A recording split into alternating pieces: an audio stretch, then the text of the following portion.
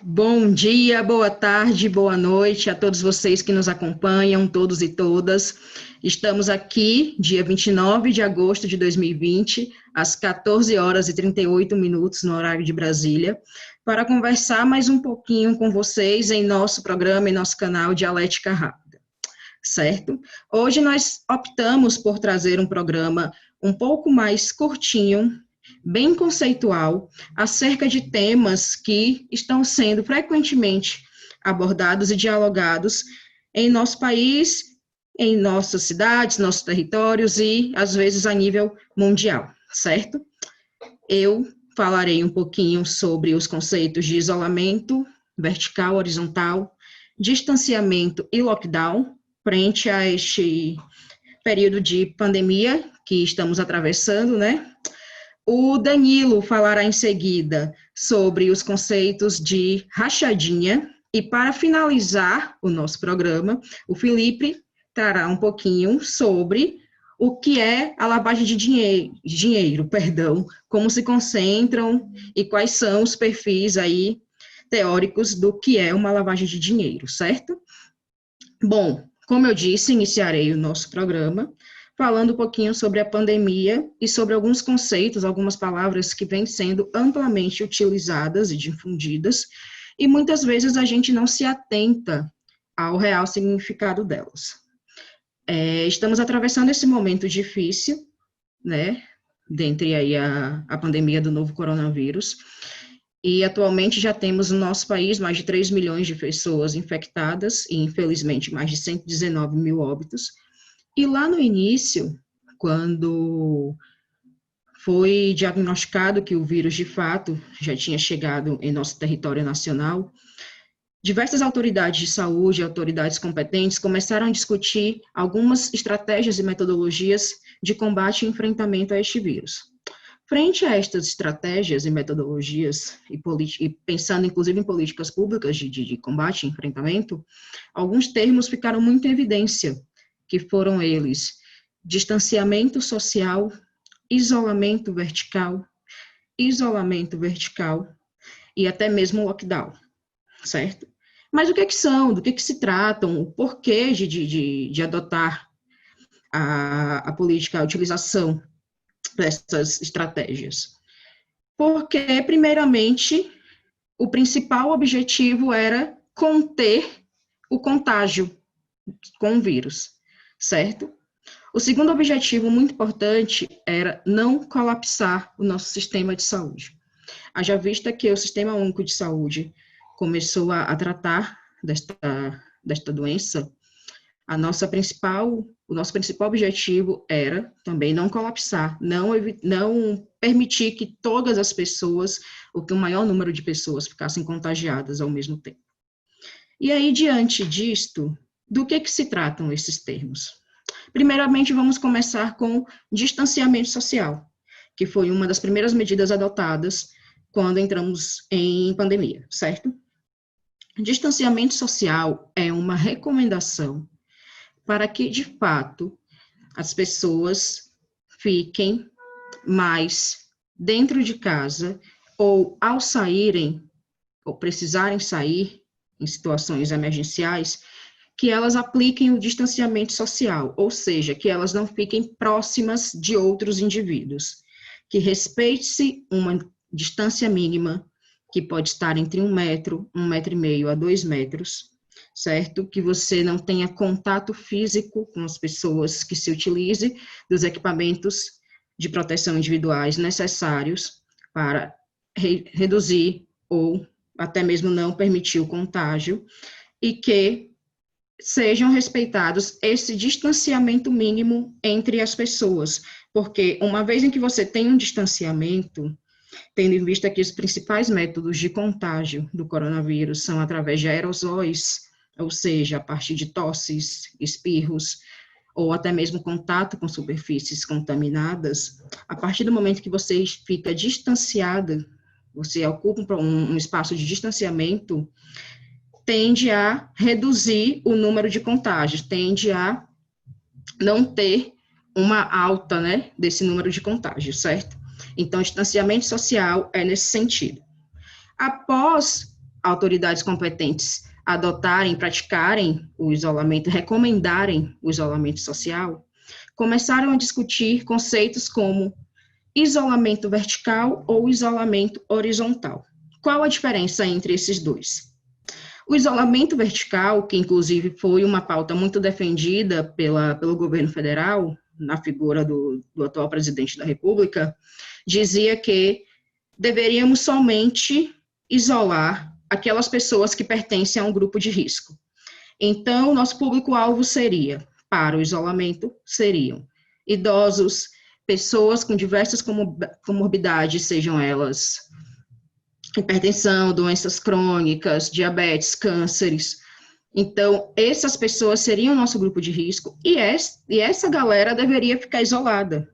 Os demais, jovens e adultos sem comorbidades, poderiam voltar às suas vidas normais, uma vez que o presidente defendia muito que uma paralisação total afetaria seriamente a estrutura econômica do país. Então, quando a gente fala em isolamento vertical, seria isolar somente grupos de risco. Essa ideia, entretanto, caiu por terra no meio científico, haja vista que muitas pessoas adultas, jovens e crianças dividem casa com idosos e com pessoas que possuem algum tipo de comorbidade. Então, isso poderia colocar essa população de grupo de risco em risco devido à prática desse isolamento vertical. E o isolamento horizontal, por sua vez, seriam isolar todos, recomendar a toda a população que não saísse de casa apenas para fins emergenciais. Tanto é que lá no início, não sei se vocês se recordam, apenas serviços essenciais ficavam abertos, que eram o quê? Farmácias, hospitais, mercados, postos de gasolina, que são serviços essenciais, certo?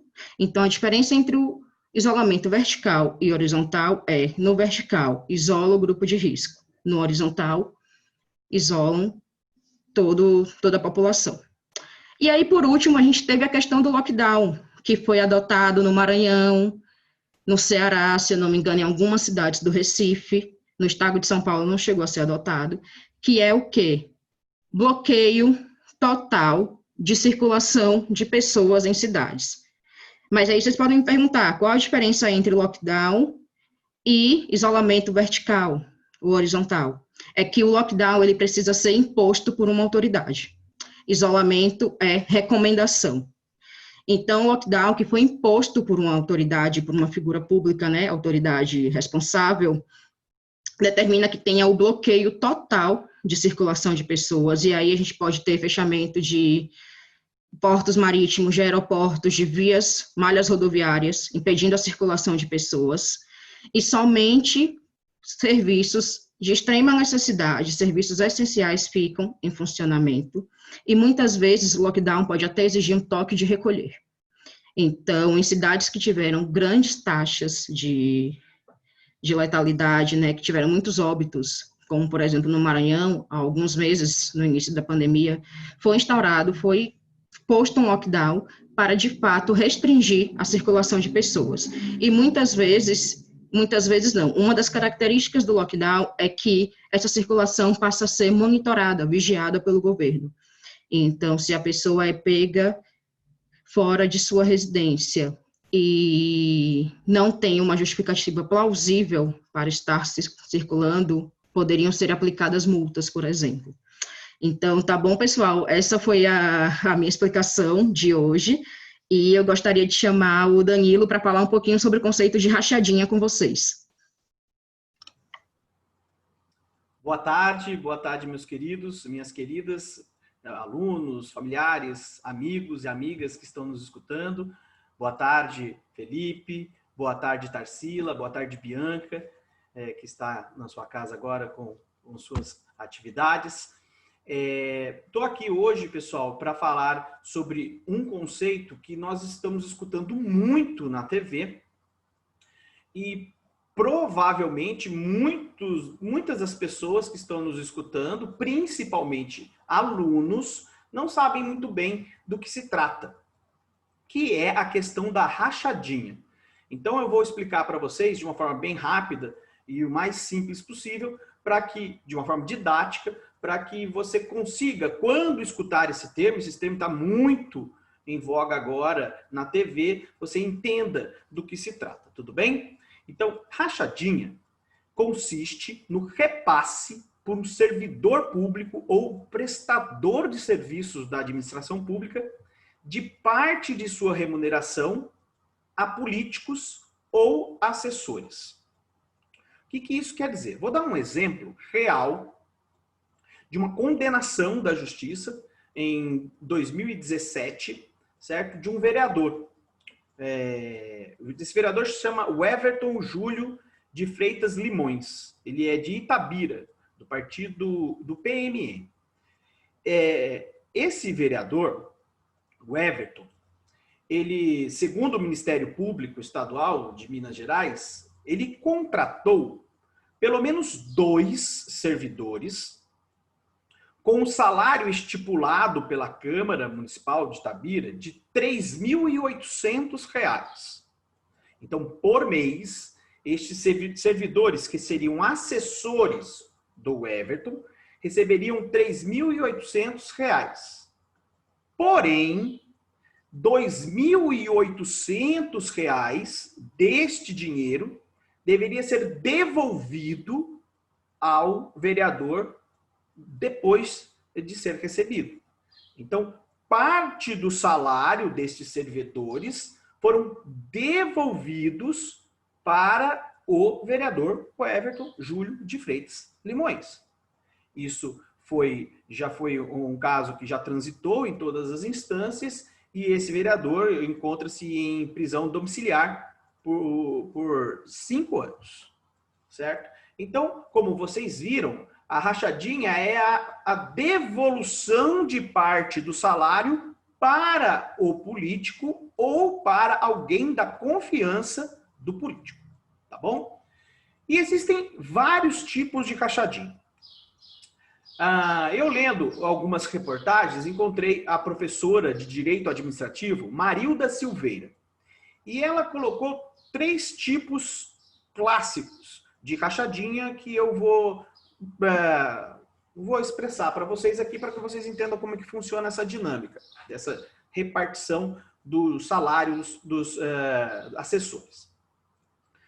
Uma forma bastante comum é se aproveitar de alguém que está desesperado para conseguir um emprego e fazer com que o funcionário divida o dinheiro de sua remuneração, geralmente com o político.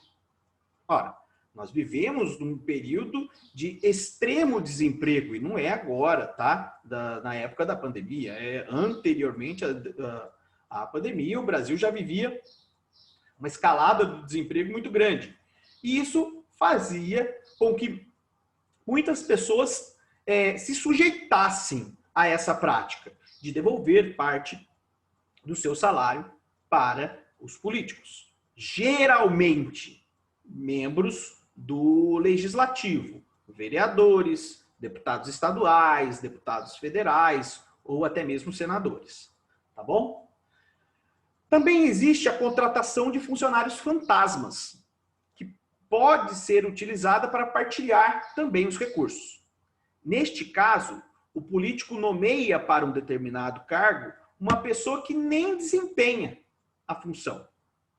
Este servidor recebe o salário e quase que automaticamente repassa parte deste salário ou para o político ou para alguém da família do político, o que também é muito comum para desvincular essa prática, que é sabidamente ilegal, da pessoa do político em questão. Então, geralmente vai para um filho, para uma esposa ou para uma pessoa próxima deste político. E, por fim, a rachadinha funciona ainda como um jeito de aumentar o número de servidores e de eleitores, é claro, de um determinado gabinete.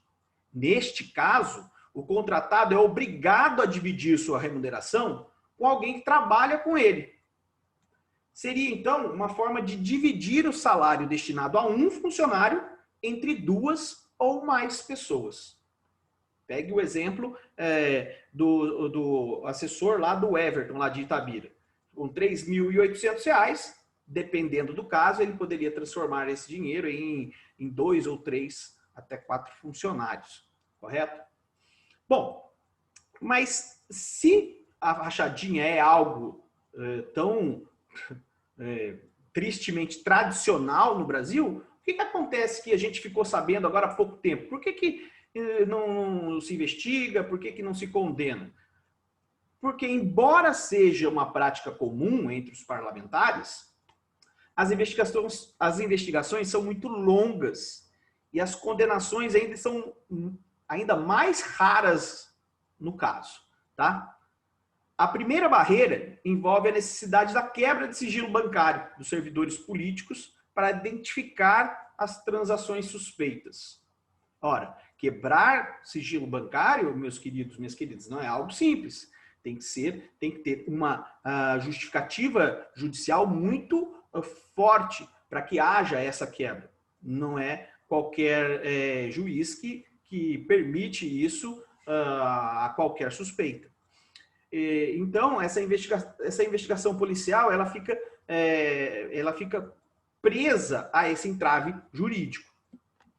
No caso da rachadinha, iniciar uma investigação é muito difícil, pelo fato de comprometer basicamente apenas as pessoas envolvidas, certo? Então, se eu sou político e pago a rachadinha pago o salário para o servidor e esse servidor devolve parte para mim, então só somos nós dois envolvidos, só nós dois sabemos desse trâmite. Então, dificilmente haverá uma denúncia. Esses indícios só surgirão se alguém romper esse esquema de confiança, por se achar injustiçado e fazer uma denúncia anônima. Com isso, até negociando com a justiça uma delação premiada.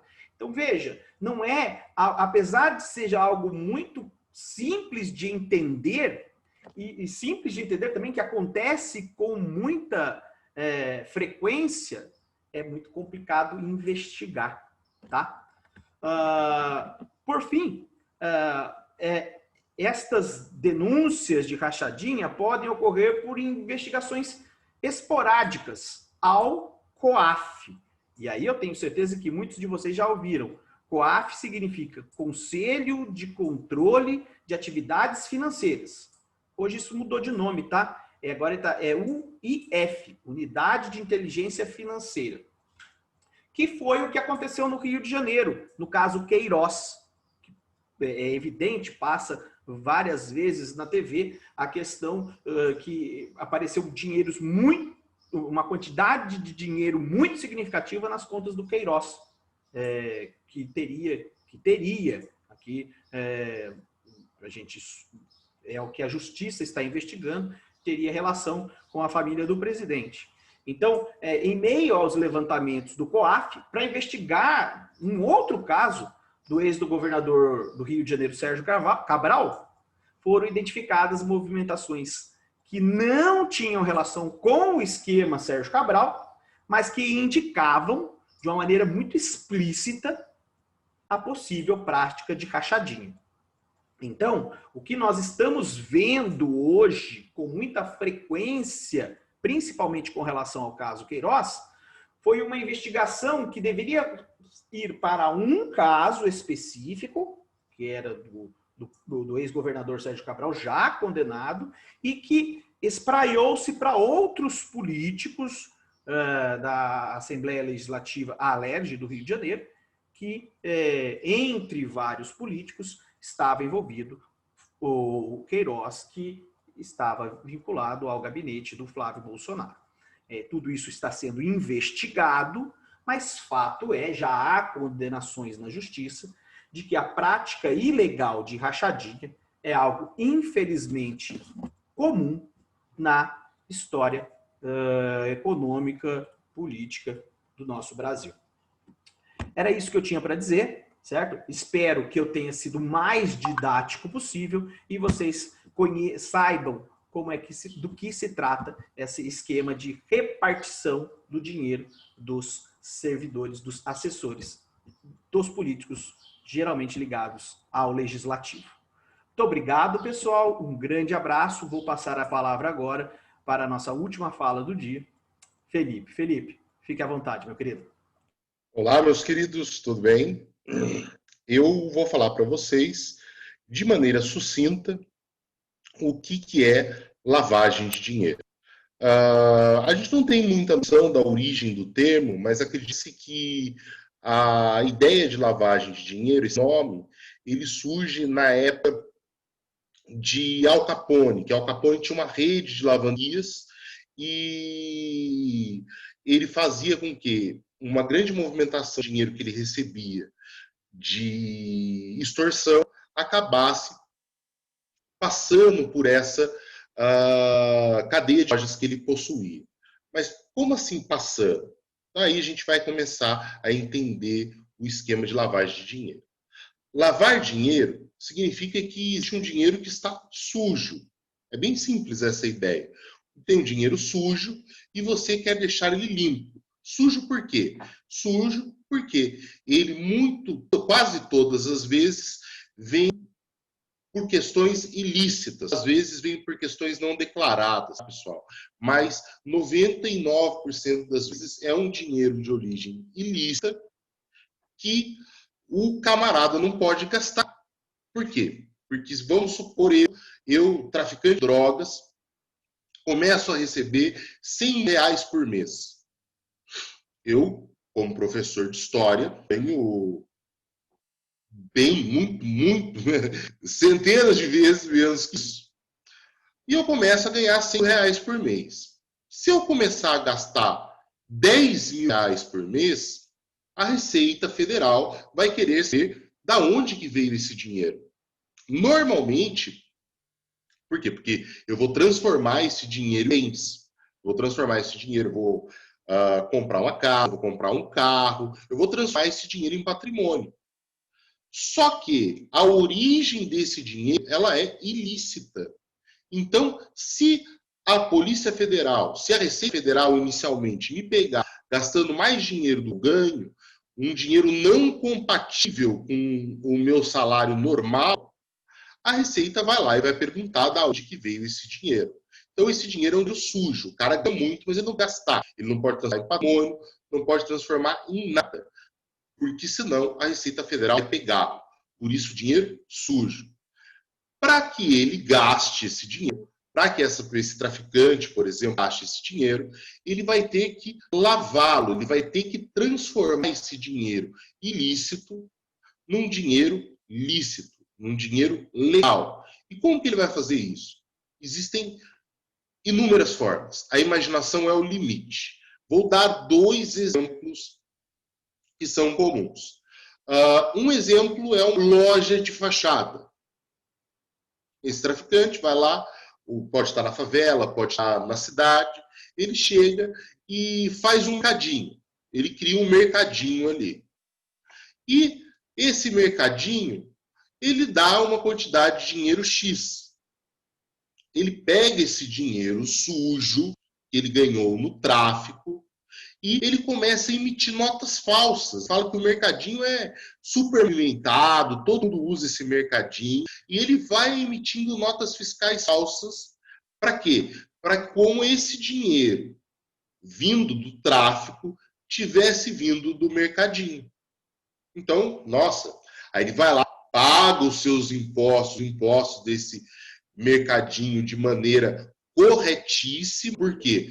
Porque ele não quer mostrar para ninguém, para a Receita Federal, que ele está lavando dinheiro. Ele tem que ser extremamente legal com relação ao esse mercadinho que ele comprou. E aos poucos ele vai gastando, ele vai ganhando mais dinheiro. Às vezes ele abre vários mercadinhos para conseguir lavar todo o dinheiro que ele ganha.